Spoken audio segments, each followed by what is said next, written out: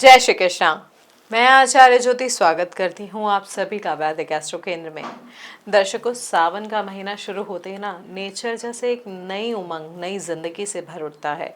चारों ओर हरियाली, बारिश की बूंदें, पेड़ों पर झूले, हवाओं में महादेव गौरी की भक्ति की महक घुल जाती है। और इसी शुभ महीने में आता है हरियाली तीज का महापर्व, जो सिर्फ एक ना लोक उत्सव नहीं है बल्कि कॉस्मिक एनर्जी, अटूट प्रेम, तपस्या और शिव पार्वती के महामिलन का एक बहुत ही इम्पॉर्टेंट और बहुत ही शक्तिशाली दिन है। देखिए, साल 2026 में ना ये त्यौहार हम 15 अगस्त 2026 शनिवार को मना रहे हैं। हिंदू पंचांग के अनुसार सावन शुक्ल पक्ष की तृतीया तिथि का प्रारंभ 14 अगस्त को 6:46 पे होगा और इसका समापन 15 अगस्त को शाम 5:28 पर होगा। उदय तिथि के अनुसार समझे तो व्रत और मुख्य पूजा जो है 15 अगस्त को की जाएगी।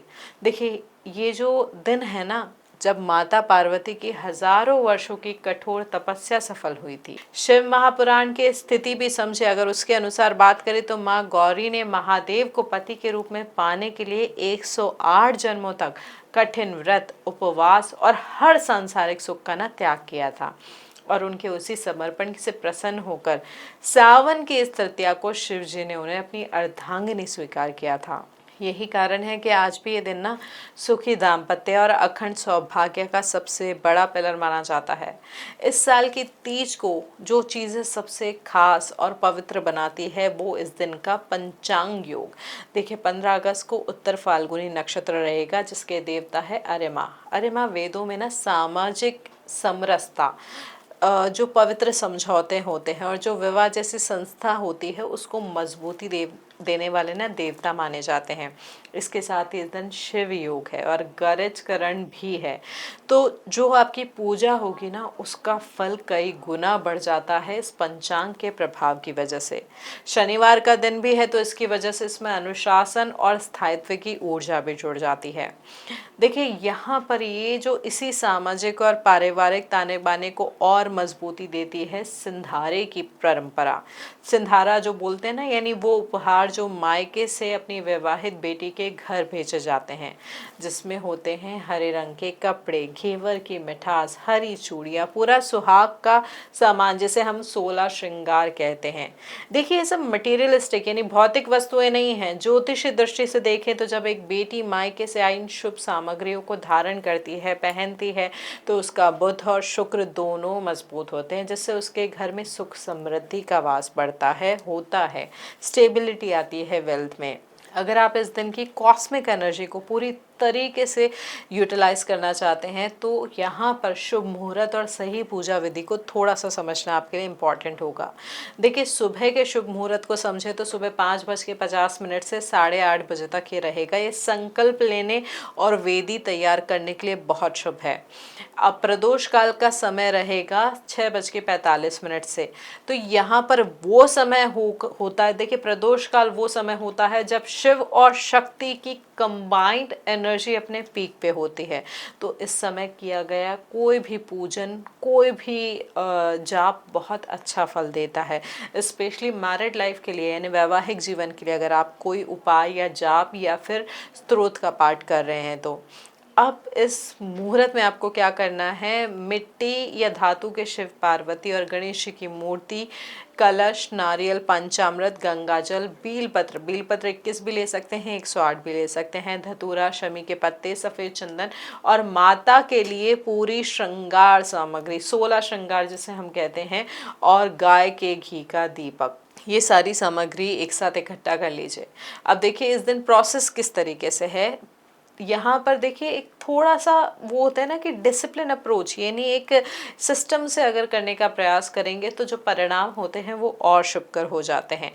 भाव ज़रूर इम्पॉर्टेंट है, श्रद्धा ज़रूर इम्पॉर्टेंट है, उसके बिना कुछ नहीं है, लेकिन हाँ, इसके माध्यम से ये जो तरीका है उसके माध्यम से परिणामों को और उस पूजन के प्रभाव को दोगुना तिगुना भी कर सकते हैं।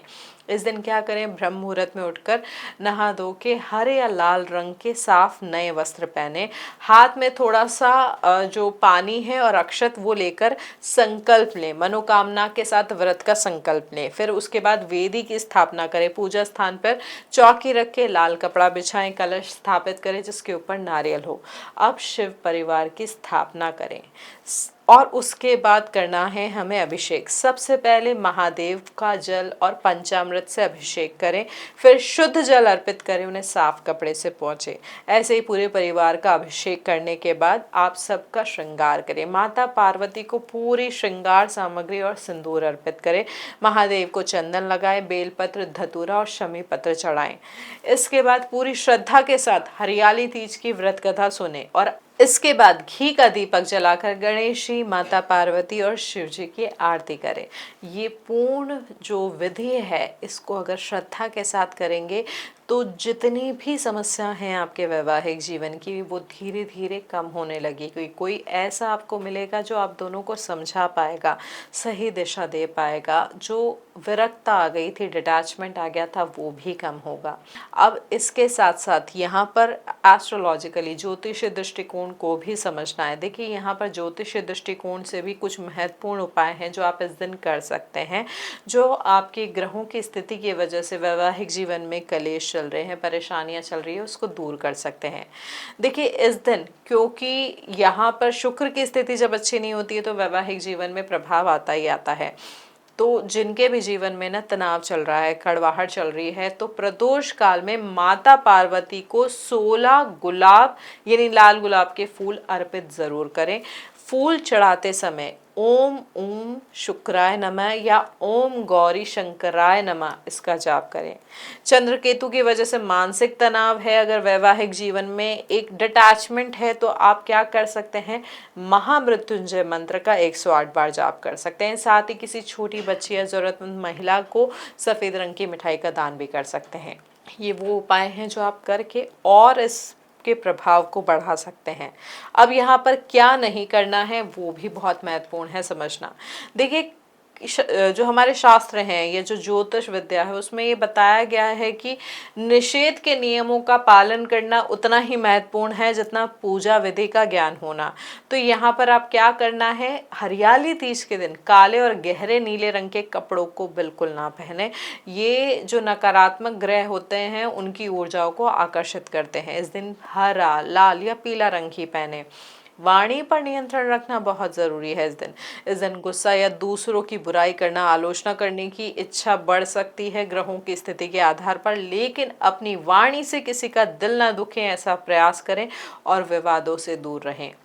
तो दर्शकों, ये जो साल 2026 की हरियाली तीज है ना, ये हमें बहुत बड़ा एक वो देके जा रही है संदेश। माता पार्वती ने हमें सिखाया था कि इच्छाएं तुरंत पूरी नहीं होती है। सच्चा प्रेम और ऐसे जो हमारे गोल्स होते हैं, लक्ष्य जो होते हैं, जैसे माता पार्वती ने इतनी कठिन तपस्या की थी तब उन्हें शिव मिले थे, तो हमारी भी लाइफ में, चाहे हमारे प्रेम जीवन को लेके, चाहे हमारे अकम्पलिशमेंट को लेके, चाहे हमारे लाइफ गोल्स, चाहे वो वेल्थ से रिलेटेड हो, करियर से रिलेटेड हो, इन सभी चीज़ों को पाने के लिए ना पेशेंस चाहिए होता है और पूरा समर्पण चाहिए होता है। कितनी भी चुनौतियाँ हों, कितने भी ट्रबल्स हो, कितनी भी बाधाएं हों, लेकिन जब आपके पास शिव पार्वती की कृपा होती है ना, तो जीवन का हर संकट टल जाता है। तो सावन की ये जो हरियाली तीज है, इसमें ये ध्यान रखें कि पतझड़ चाहे कितना भी लंबा हो, यहाँ पर ट्रस्ट, यहाँ पर विश्वास, इसकी जो बारिश है वो जीवन में नई खुशियाँ और खुशहाली दोबारा लौटा सकती है। भगवान शिव और माता गौरी से यही प्रार्थना है कि आप सभी का दाम्पत्य जीवन अटूट रहे, घर में सुख समृद्धि का वास हो और कुंवारी कन्याओं को मनचाहा जीवन। भगवान शिव और माता गौरी से यही प्रार्थना है हमारी कि आप सभी का दाम्पत्य जीवन अटूट रहे, घर में सुख समृद्धि का वास हो और कुंवारी कन्याओं को मनचाहा जीवन साथी मिले। दर्शकों, अगर आपको ये जो जानकारी है पसंद आई है तो इस वीडियो को लाइक करें, अपने फ्रेंड्स और फैमिली के साथ शेयर करें और हमारे चैनल को सब्सक्राइब करना ना भूलें। कमेंट में ज़रूर बताएं कि आप किस प्रकार से इस पावन उत्सव को मनाने का सोच रहे हैं। हरिओम दर्शकों।